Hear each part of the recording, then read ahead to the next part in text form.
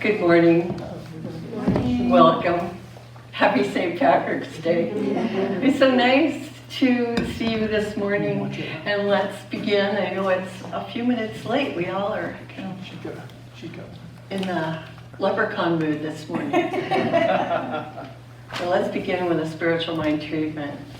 So I invite you to just close your eyes for a moment and know the truth with me that this is actually a spiritual universe and that good is always unfolding. In fact, spirit is all there is, and each one of us is also part and parcel of spirit, one with spirit. Each of us is an individualization of spirit itself, a human, and yet also a spiritual being. And it's something to celebrate and be glad about. And since I know that this is true, and since I understand that we have the ability to think, to choose, to decide, and to set new tendencies into motion with our thoughts, right in this moment, I claim that this is God's perfect day. That this is a wonderful day to be alive in. That this Center for Spiritual Living, Carlsbad, is an idea in the mind of God itself. And our activities this morning are actually the planting of seeds of good into our world, our universe, our own lives, and the lives of those whom we care about. Knowing this, I give thanks for our ability to be together in fellowship, in friendship, and together as students of the science of mind. And I know that all good unfolds. I give thanks for this good. I turn this treatment over to Spirit, knowing it is done, and I invite you to claim it along with me by saying together, and so it is. Thank you. Everyone, okay, can you hear me? Happy St. Patty's Day. I couldn't go through this service without singing this song, because it's a song about deep love. And we'll be with each other. It starts off, this is very romantic and deep, but it's also about our love for each other. Oh, Danny boy. And it comes from a very widely exploited song called London Derriere. I guess it's British to begin with, but a lot of different sources. Here's Oh, Danny boy.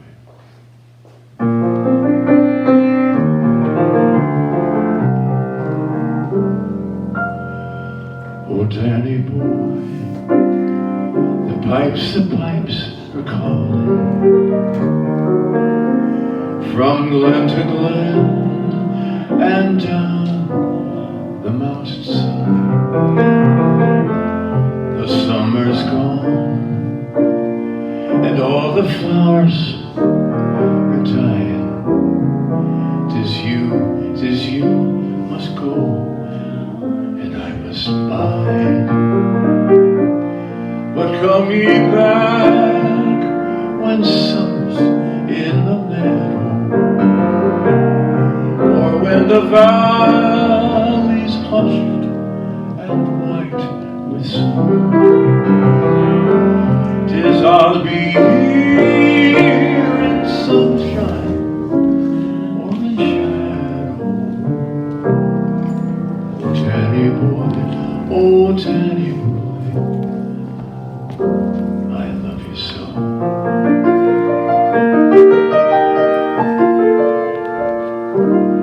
And if you come when all the flowers are dying, and I am gone and gone I may well be, you'll come and find the place where I am lying, and kneel and say an Ave there for me.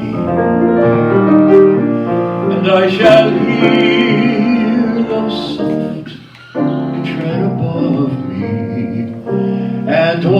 my dreams will warm and sweeter be. If you'll not fail to tell me that you love me and we love you all, I'll simply sleep in peace until you come to me.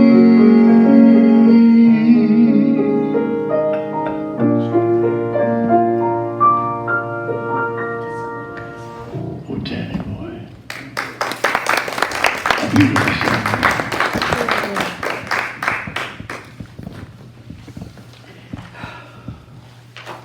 Thank you, Richard James. Mike. Very nice. Oh, Mike. Can you Microphone. hear me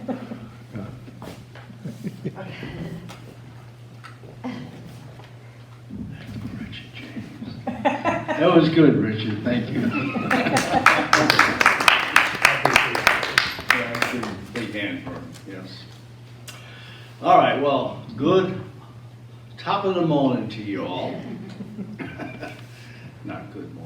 now? Good morning. I am Larry Bungay, a practitioner here at the center. And it is my pleasure to welcome you to Carlsbad Spiritual Center of Living, or Center for Spiritual Living, something like that, I don't know. Where we understand and believe that there is a power for good in the universe, and we can use it. I'm going to ask Birla to come forward to help with the candle lighting.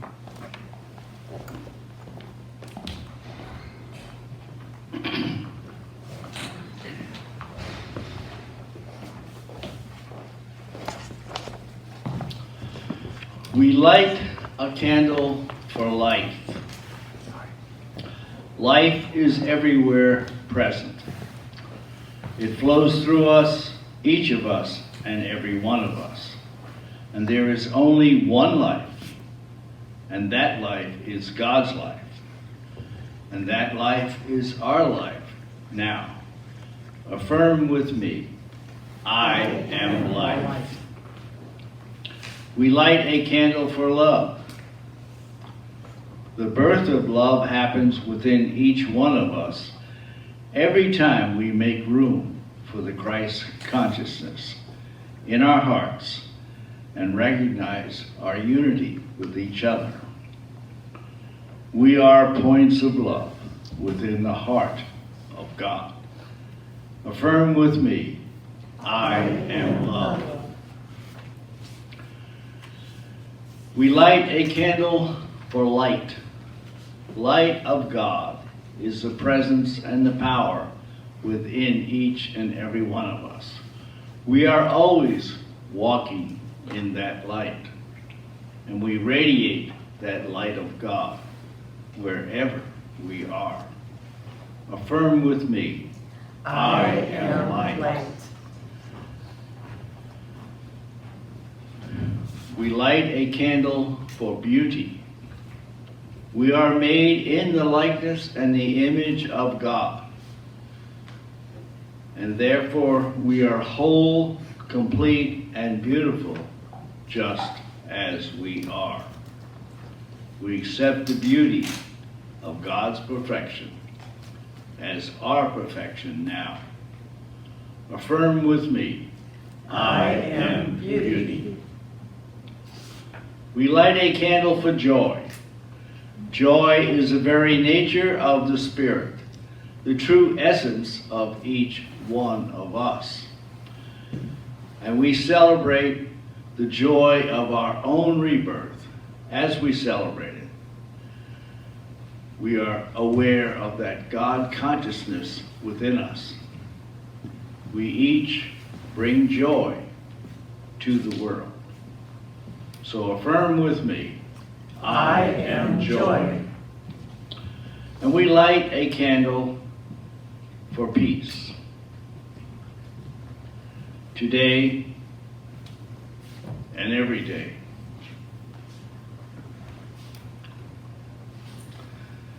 we open our hearts to peace. We are each a center of peace in the world. Affirm with me, I am peace. And finally, I would invite you to take a moment and to recognize your own inner light, that light that is always shining within, as we honor our own metaphysical path to wholeness, oneness, and mental healing through the practice of universal spiritual principles. And so it is. So it is.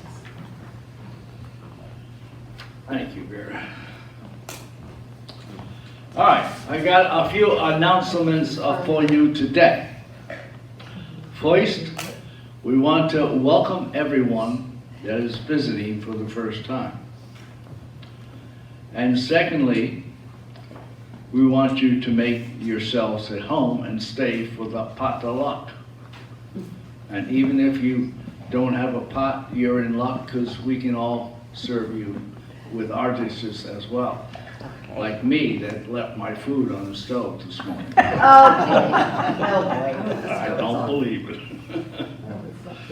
And if you haven't signed the guest book, please do so. It's in the lobby. And each Sunday we do offer spiritual mind treatments, that is affirmative prayer, as a gift to you. And if you have a prayer request, you can either speak to a practitioner, one of us, and that would be me and Kate, I guess. Or you may sign the book in the lobby and have the prayer team praying for you the whole week long. I'm not sure which is better, but probably they're all just as good, I guess. And, oops, that's the wrong page.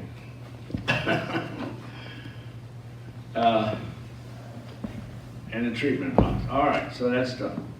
Other announcements.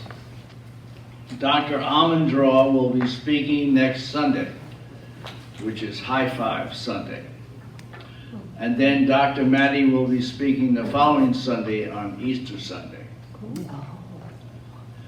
Then in April, Reverend Kate and Reverend Maureen will offer a class in the CSL accreditation called Mental Equivalence. I'm not sure what that's about, but I think I did take it. All right, there will be in this room on Sundays at 11:30, following the service, in other words, and social hour. And today we have a couple of handouts for you. One is an updated community phone list. I guess that's on the back table. All right. In the lobby. In the lobby. The lobby's in the back there, in case you didn't realize it. We haven't, all right. And a membership form. We need to have an update on membership lists. Either you can check to be a friend or a member of the community. But you will notice there is also a place for you to list any emergency contacts, which is a good thing to do, I guess. All right, this is truly a community that is based as a spiritual center. And it takes teamwork to put it all together. So please help me recognize those people who have been working today and every time we meet to help put this together. The flowers were brought by Ruth Ann.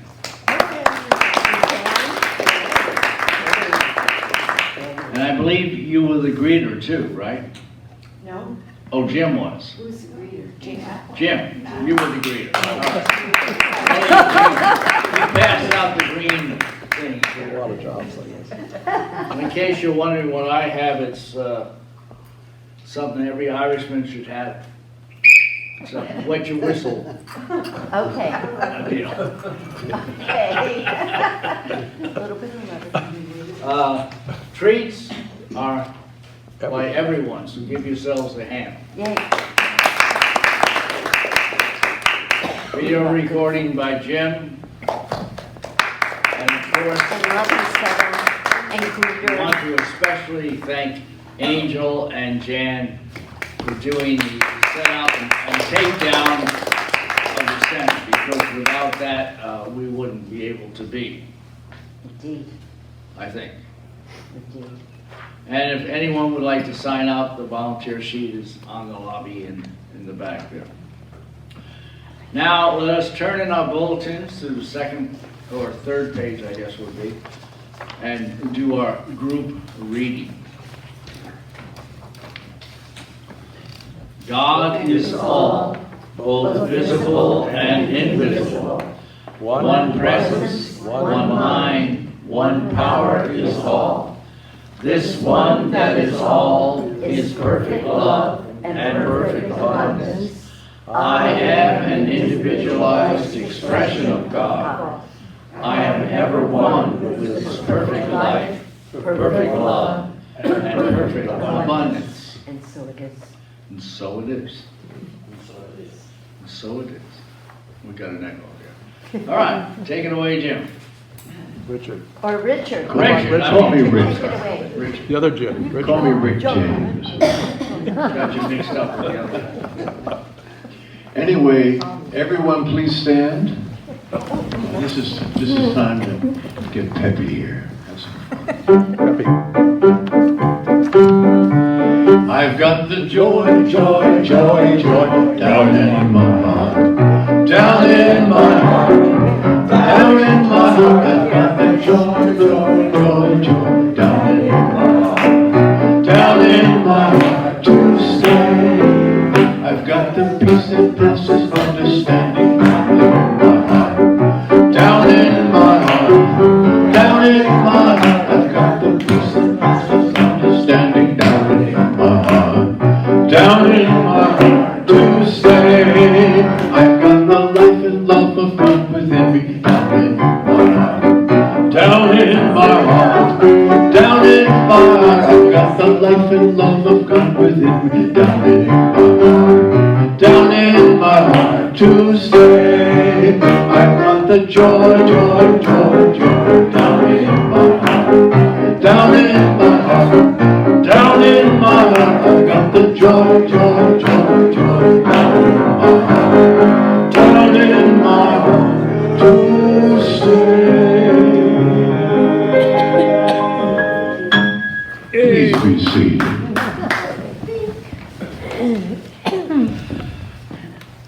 And now, to be inspired, we have Morgan doing our reading.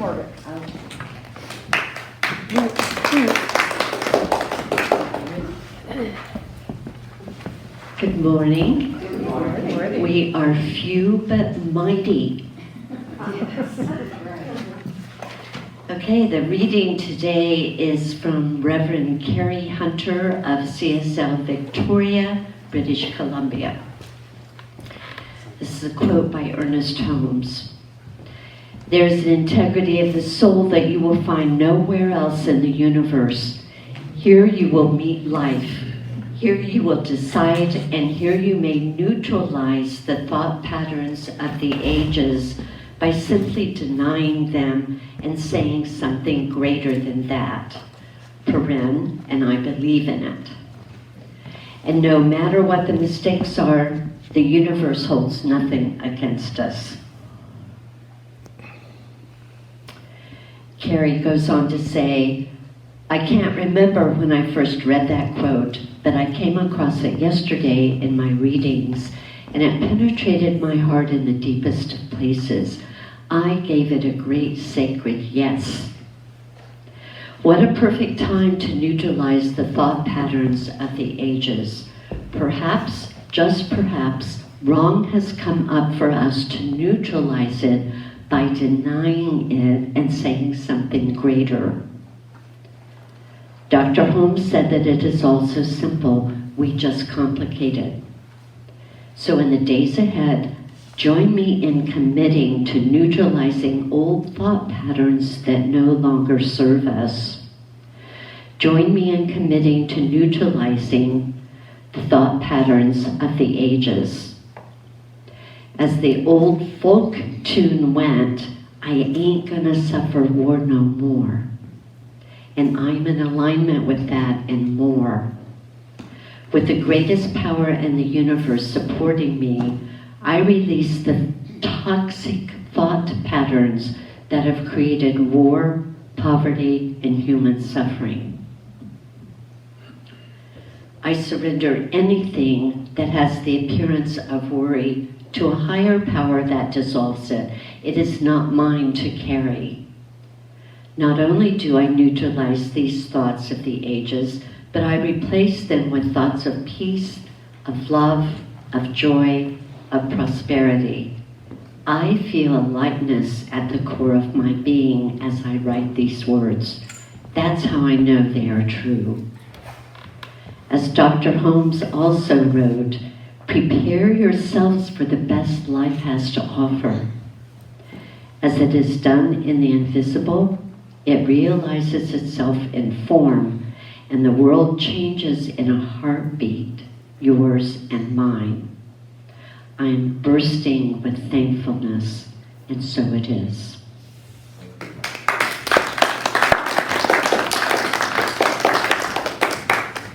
Thank you, Lord. Now, I guess we have a musical selection. By Tom. Indeed. By Richard. Here's a song. Thank you, Liverpool. Oh, But this is called Imagine. It's by John Lennon. Of course, Liverpool is where the Beatles were from. yeah. So, imagine.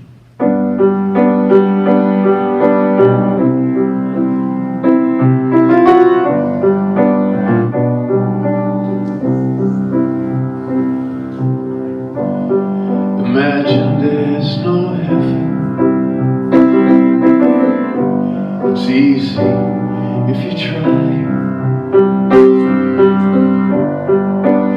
No hell below us.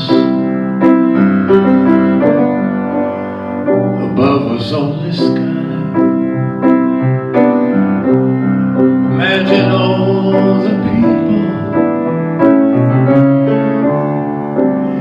living for today. Imagine there's no countries. Is it hard to do? Nothing to kill or die for, and no religion too. Imagine all the people living life in peace. There's a thought. You may say I'm a dreamer, but I'm not the only one. I hope someday you will join us, and the world will be as one.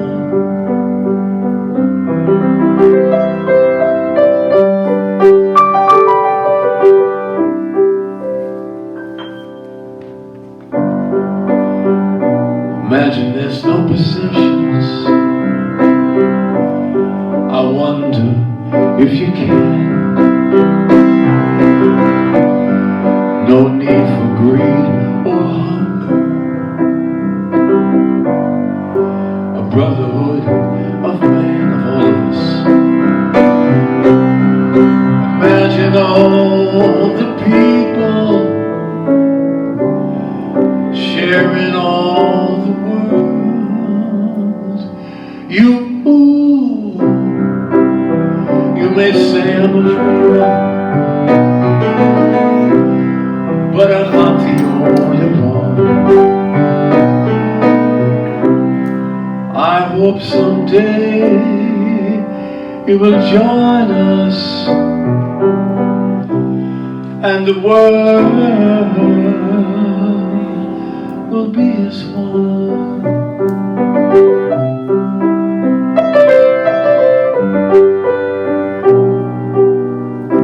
Let's all come together, please.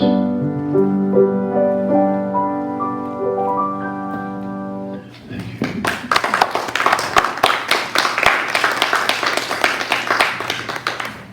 Thank you, Richard. Very wonderful words indeed. And now it is my pleasure to introduce the very Reverend Kate DuVivier.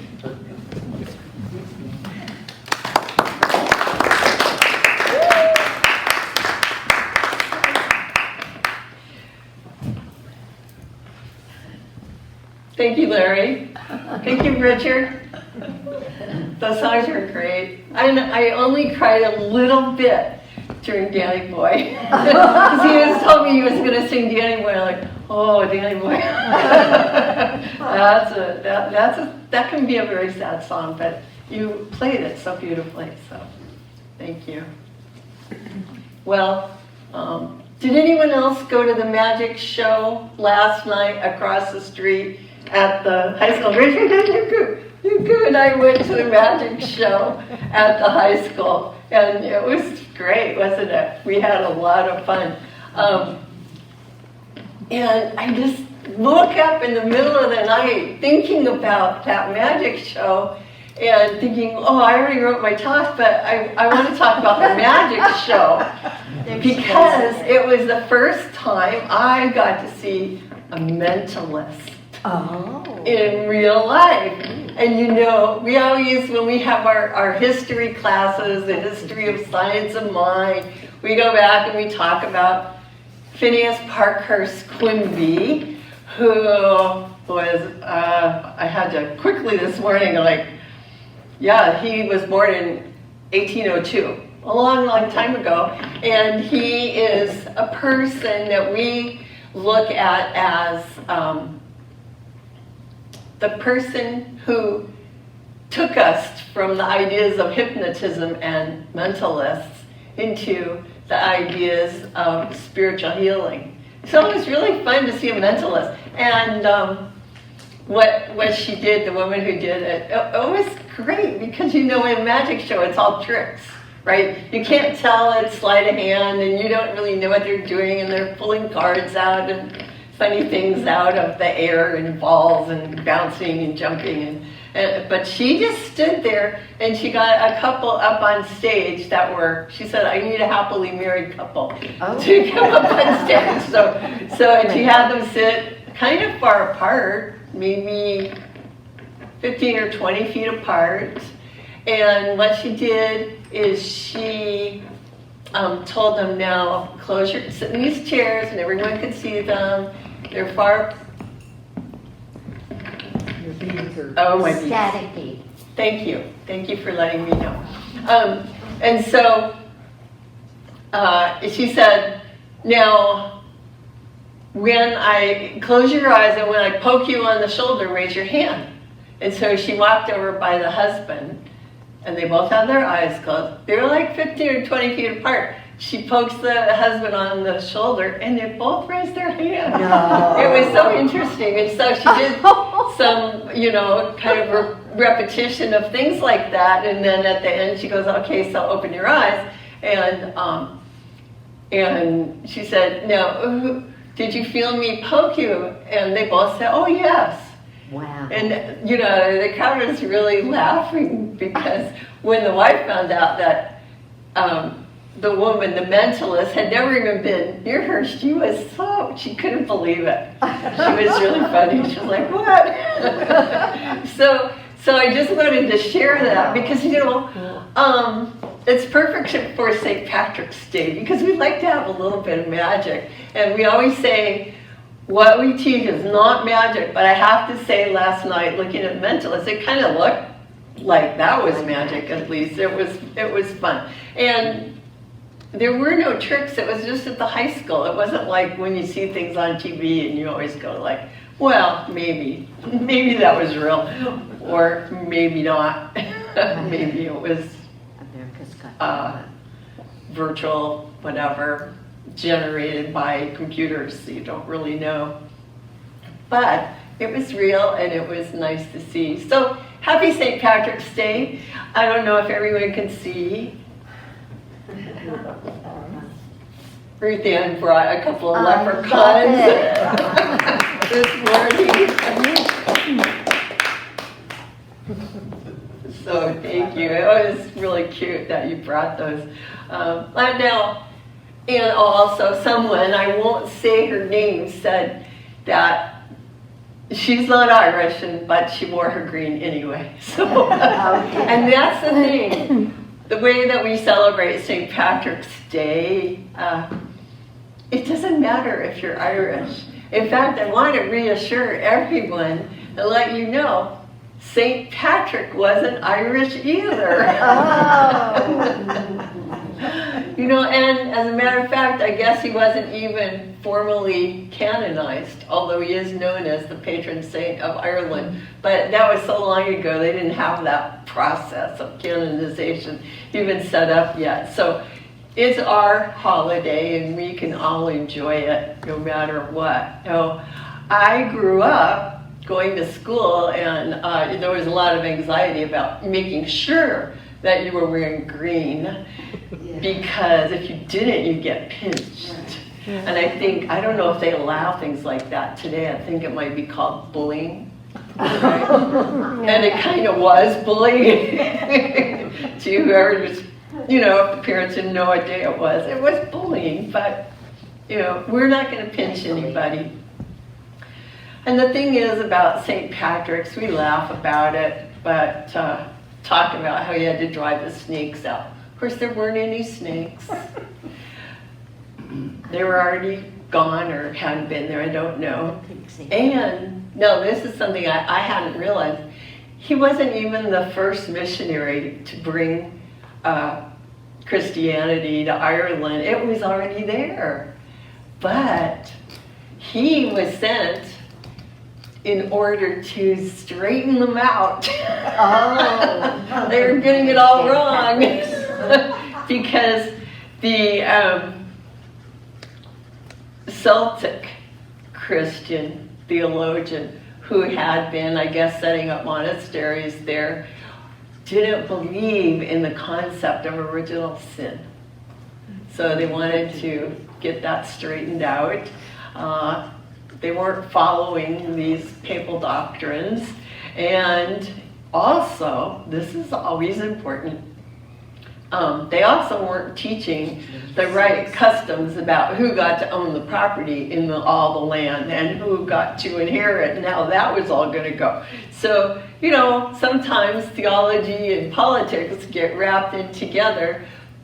But I thought it was interesting reading a little more about St. Patrick, is even though that was kind of his decree, his mission, once he got there, things turned out a little differently. He actually is known, and I think somewhat appreciated, for the fact that he didn't actually eliminate all of the older customs.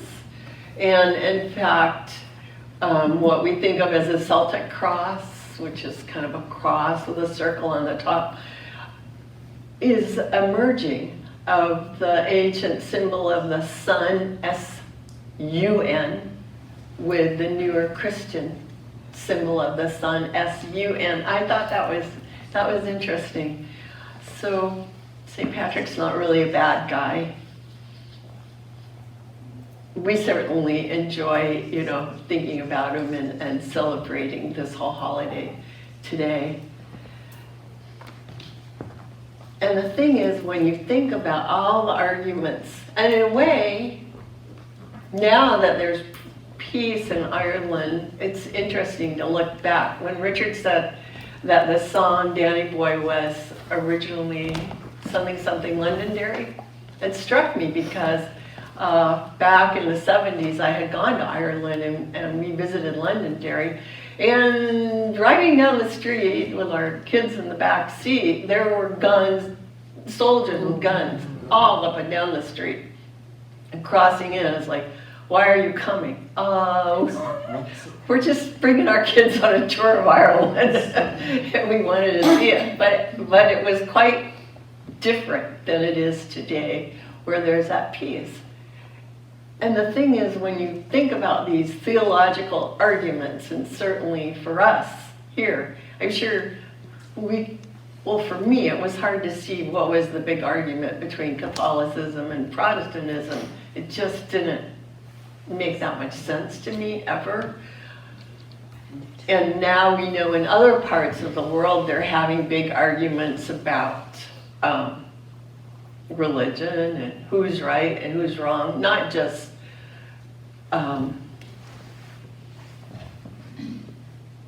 different faiths, not just say Islam, Judaism, Christianity, Hinduism, but also within each religion there's also arguments going on. And for us here, sitting in our viewpoint, we just say, well, there's only one thing, there's only spirit. So all of these arguments about theology from our viewpoint are just the result of people having different points of view. It's almost like that story about describing an elephant. You know, they have a story, I think it's like 5 blind men go and each one touches a different part of the elephant and then describes what it is they're feeling, and one's got the trunk, and one's got the foot, and one's got the side, and one's got the tail. And they all describe it, but from their descriptions, that wouldn't be enough to convey the whole story of what is an elephant. And I feel, from our viewpoint, that's kind of what goes on a lot with our disagreements about what is the true idea about spirit. I wish that I could say, here, we teach the truth, but actually I can only say, here, we're all getting together to try to discover the truth and try to learn more about the truth. And we have some spiritual practices that can help us on their way. Now, when you leave today, I hope, or maybe while you're eating, I hope you'll pick up in the lobby a printout that I brought of the Prayer of St. Patrick. No, not the Prayer of St. Patrick. The blessing you sent on. Yeah, email. the Irish blessing, and on the bottom of that is a little Prayer of St. Patrick that I thought it was good because, and I wanted to share it with you because that little saying at the bottom is an illustration of how no matter what one religion's viewpoint is, or one person practicing a religion's viewpoint is, when they go deep, they come to the same place of universality. Can I just borrow that for a minute? Thanks. So on the bottom, you'll find that it says, "Be still and know that I am God. Be still and know that I am. Be still and know. Be still. Be." I just thought that was very beautiful. It didn't, it didn't matter what his religion was, or he was this, or he was that. When you come to the very essence of things, you see that there's something shared. The more, I don't know, well, honestly, I wasn't going to talk about St. Patrick too much today, so I think I'm not going to read you the whole entire other St. Patrick's prayer because my talk is really about new beginnings.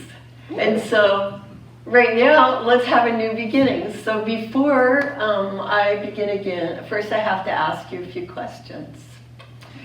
So, what kind of a bow cannot be tied?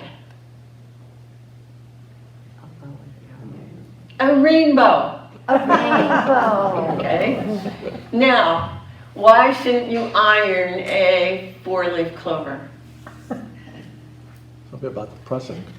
You don't want to press your luck. Yeah. Where are you guaranteed absolutely to find gold on St. Patrick's Day? In the dictionary?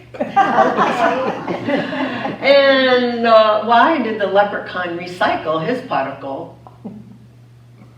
He wanted to go green. Anyway, there's a lot of St. Patrick's Day jokes, and you know, I think in a way it's a little bit of revenge because so many of the leprechaun stories are what little pranksters they were. So it's fitting that we have jokes about leprechauns because the leprechauns always have a reputation for playing jokes on humans when they're not making shoes. I guess they were supposed to do that too. And so leprechauns fall into the category of minor, small, mischief-making little fairies, right? And one of the famous tales about leprechauns is that if you can catch a leprechaun, you can make it give you 3 wishes. Now, I don't know, has anybody here seen Darby O'Gill and the Little People? Anyone ever seen that? Okay, put that on your to-do list. It's a Disney movie. It was made for kids. Oh, when I was a kid, it was scary, but it was also interesting. But I found out that Walt Disney actually went to Ireland and he spent months researching Irish folk tales before they made that movie, which surprised me. So I think it's a good movie. It's really out of date, but still. So what? But leprechauns are not the only mythical fairy beings that could grant wishes. This idea of some creature or something that could grant 3 wishes was I think it was maybe worldwide.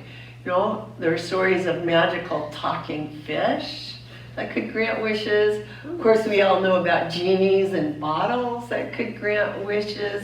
And I guess there are even stories about mermaids. If you caught a mermaid, you could get 3 wishes. And over again, if you read these stories, the first wish that the person makes is always really silly. You know, like the wish I had the biggest beard in the world. You know, and then the guy will have a beard that fills up his whole house and flows out into the street. And then, of course, what does wish number 2 have to be? Oh, I want to get rid of my beard. And wish number 3 is like, oh, I don't have any beard at all anymore. I just want it to be back the way it was. So over and over in these stories, you hear this underlying theme of people made crazy, silly wishes, and then they had to spend the rest of their wishes putting things back in the right order, getting back to the beginning all over again, and learning some kind of lesson. And I think, you know, that you could think of it in a negative way, the idea that don't step out of what you have now. Be content. If you're a fisherman, be a fisherman. Don't be making a wish to be a king. If you're, whatever you have, be contented with what you have. But I don't really think that we have to look at these stories that way. And what is a story? A story is something that emerges, a fairy tale. It emerges out of our whole cultural consciousness, our shared. That's why we have similar stories all over the world. You can also look at these stories from the science of mind point of view as teaching us to think before we make choices in life, to think it through. You know, we don't practice magic. I'm not going to tell you that you should, like some people apparently do, set up a leprechaun trap. I guess people do it like the Easter Bunny, maybe, and get candy for kids to find candy. But I never did that. But I sort of, when I heard about it, I was like, well, that could be fun. But the thing is that although we don't practice magic, sometimes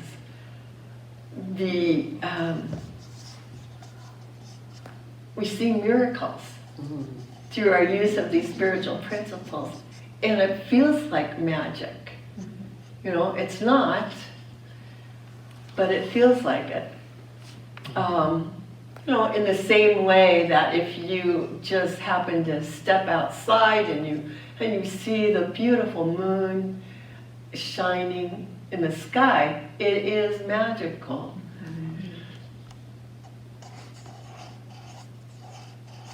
And not all treatment, not all spiritual practices are going to have instantaneous results. I was listening to a talk by Ernest Holmes. I have a little set of his talks, and I listen to them when I'm in the car just driving. So it's funny, I've heard a lot of them over and over again, but when I listen to them, it's like, oh yeah. So he was just saying, what we really need is to have trust in God, to have trust in the process. And he gave the example of a chicken sitting on a hen. Why does a chicken sit on a hen? Does it know that it has to sit there for 21 days? No. Does it, you know, is there anything special that the chicken does to make the chick, or know that it has to go through this process? The process is not created by the chicken. The process just exists. So there's a trust that if a chicken lays an egg, if a hen sits on that egg and turns it once in a while, then there will be a baby chick. Some of these things are just natural processes. And he was just using that as an example, that when we do have a desire, maybe it's a desire for greater prosperity or greater health or more energy, we need to trust that this is going to unfold for us in the perfect time, that we don't have to force it. It doesn't happen just because of us. The thing that we do is make the decision.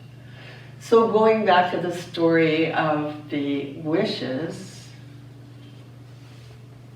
it's a matter of getting settled in your mind which wish, well, if you're like me, you've got like a zillion wishes.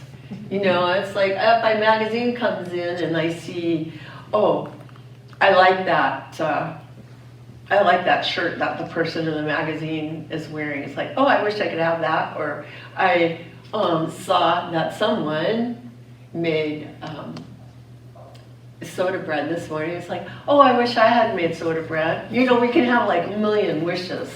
But when we're talking about settling down using perhaps meditation practice or a visioning practice, we can sort through those and sift through those and come to a recognition of what speaks to our heart.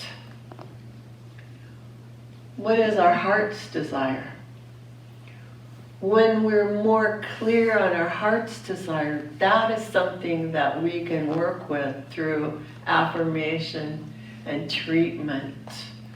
As Ernest Holmes puts it, setting down a time each day to just remind ourselves that this is the perfect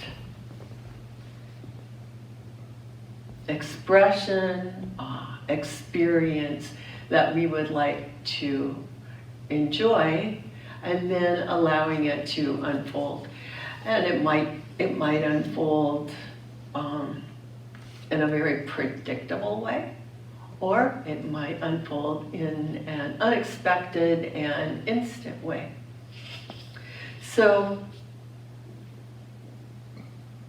just going back to the mentalist, she said she wanted to get a couple that was, really kind of close to make it easier. She explained it. It'll be easier for me to work with two people that are already close in order to do that.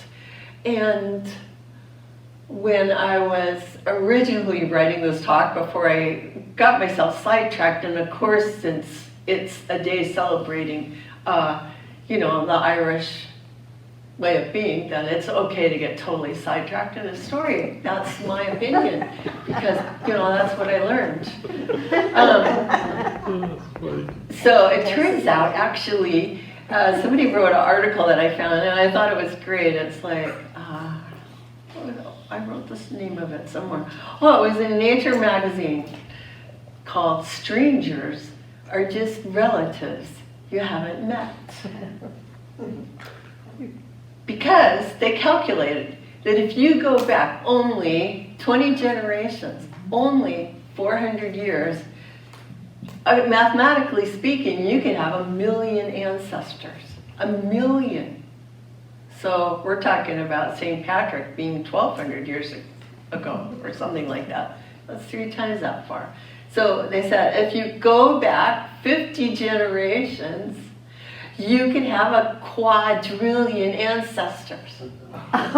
Except there have never been that many humans alive in the whole known history or speculated history of the earth. There's never been a quadrillion. That's, a billion billions or 1,000 billions. It doesn't matter. The point is, mathematically, they're able to figure out that we're all interrelated. It has to be the way it is. And so, Hello, cousin. it's just the truth.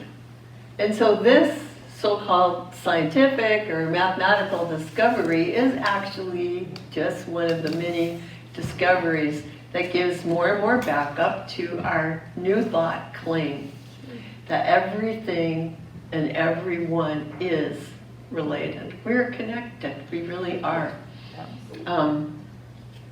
And so when we here as Americans, and some of us came here as adults or as children, and some of us, our families have been here so long we have no clue where they came from, maybe on a boat, or in some cases maybe they walked from Asia, we don't know. But and I told this story before, that one of my great-grandfathers was Irish. He came over after the famine, not during it. And he immigrated to California, where he married my great-grandmother, who had been born in Encinitas. And this is where some of this luck comes in. So her father had originally immigrated from Scotland when he was 3 years old. So from Scotland, he immigrated to Canada, actually, with his mother and father. Only when they were 3 miles offshore, there was a shipwreck. And their ship was lost at sea. And what would that be? Great grandfather's father was apparently a very good swimmer and was able to swim his wife and son to safety 3 miles to the Canadian shore. So I did actually see a newspaper article about this, but it just makes me go, oh, I'm lucky to be here. Yeah. Right? And then not only that, but he did survive 7 battles in the Civil War. Which is like, well, I'm lucky to be here. And not only that, but afterwards, when he was a surveyor in New York, He fell down a well, but luckily a woman found him, and I guess she got him out of the well or called somebody for help. And they got married and moved to California. So it's like, oh, I'm lucky to be here. And the fact is, you know, I don't know that much about my family history. I just know that's a very odd, funny story. Anyway, they homesteaded in Encinitas, so I'm lucky to be here. I wasn't raised in Encinitas, but I know that every single person has stories like that in your background, whether you know about it or not. And they are. You know, we could say you make your own luck, but on the other hand, they're really magical stories. And they just go to show how amazing life is and how here people have come from so many countries. It's really amazing. And when you are, if you do know your own story, or when you get to know other people's stories about coming to America, they are amazing and magnificent. So, and I think for each person, in some way, there was a wish involved. Some kind of a dream, some kind of a desire that eventually unfolded into a new beginning here. And that's what we need to learn from St. Patrick's Day. So when Richard said he was going to sing Deanny Boy, I was like, oh, that's such a sad song. But I always think of it also as a goodbye song. It's a goodbye song. Setting out on a journey. And that also is why I wanted to give you this, the Irish blessing.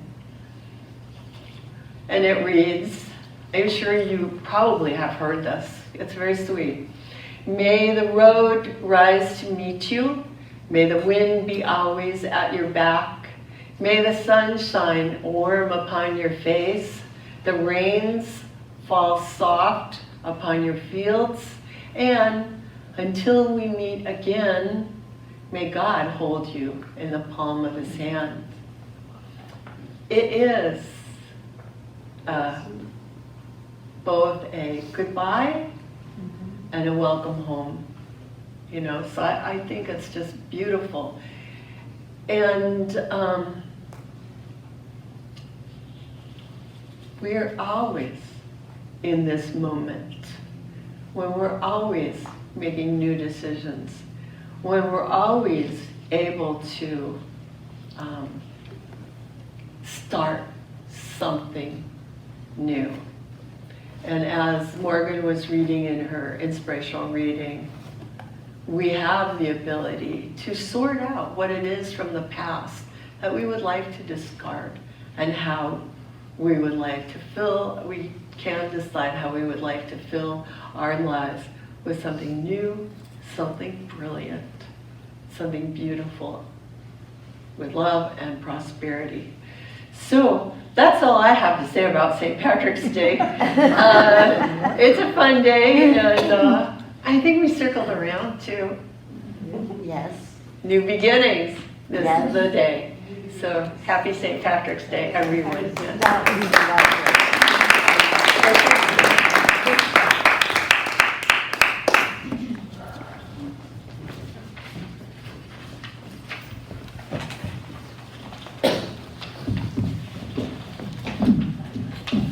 We're going to keep it real simple. I'm going to do When Irish Eyes Are Smiling.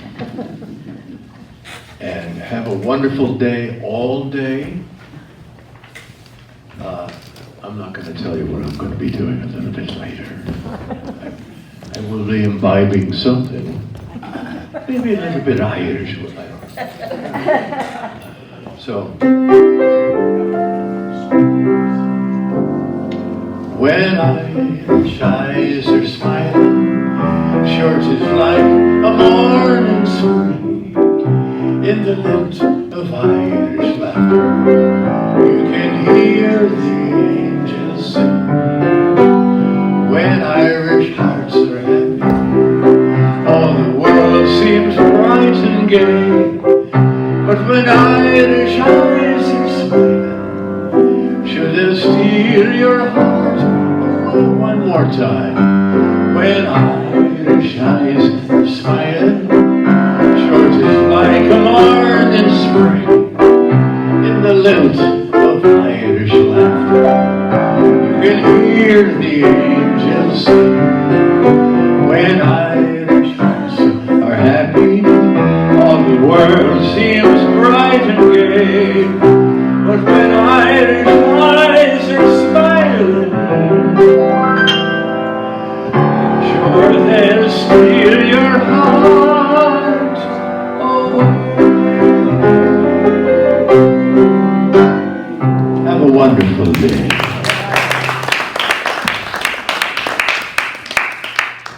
Very nice, very true.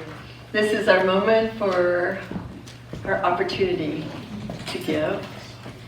And while you're thinking about giving to this center, let's bring into our minds this truth about the law of circulation, that we are always in motion, we are always one with life, and that just like our breath goes out and in again, we are in the flow of good. Good flows out from us, good flows in towards us.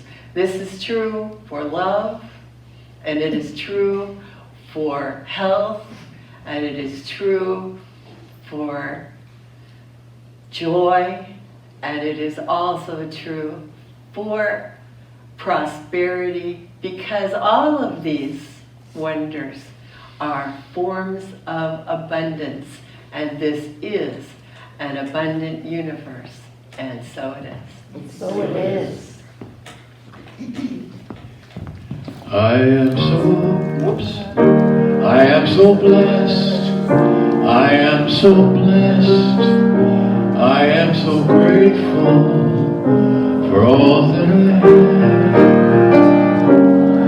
I am so blessed. I am so blessed. I am so grateful. I am so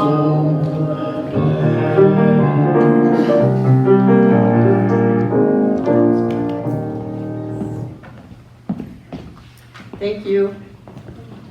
And now I'd like to just invite you to join me in a closing treatment, knowing the truth, holding this truth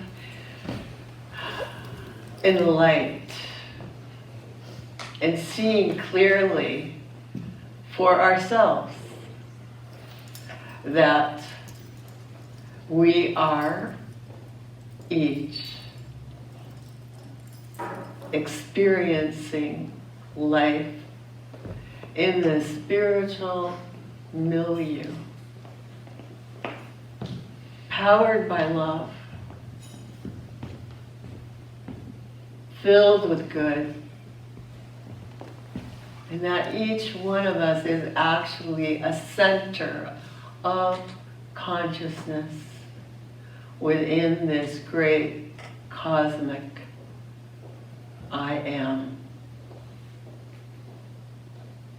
That life unfolds in wonderful ways, that good is always at hand, that we are able to use it consciously, thoughtfully, with wisdom, in wonderful ways. It's not magic.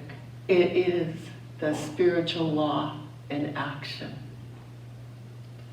There is good for us, there is good for each other, and as we envision it, as we trust the process, it must expand. I know this to be this truth, and so I claim wonderful health, incredible prosperity, excellent loving relationships, and all forms of harmony, peace, joy, and good for each and every one of us and all those quadrillion others with whom we are so connected. This is the truth, and I know that Spirit always responds affirmatively, So I turn this treatment over to Spirit, knowing it is already done, inviting you to join with me, claiming, and so it is. Thank you, everyone. If you'd like to stand up, we'll sing the song on the back, and then we'll have some goodies. You can't stop love. Open your heart. Let your love go free. Out of the ocean, right across the stream. Let it flow like a river. Let it fly like a dove. Till your heart remembers you can't stop love. Once you get it started, watch what it does. It'll go full circle. You can't stop.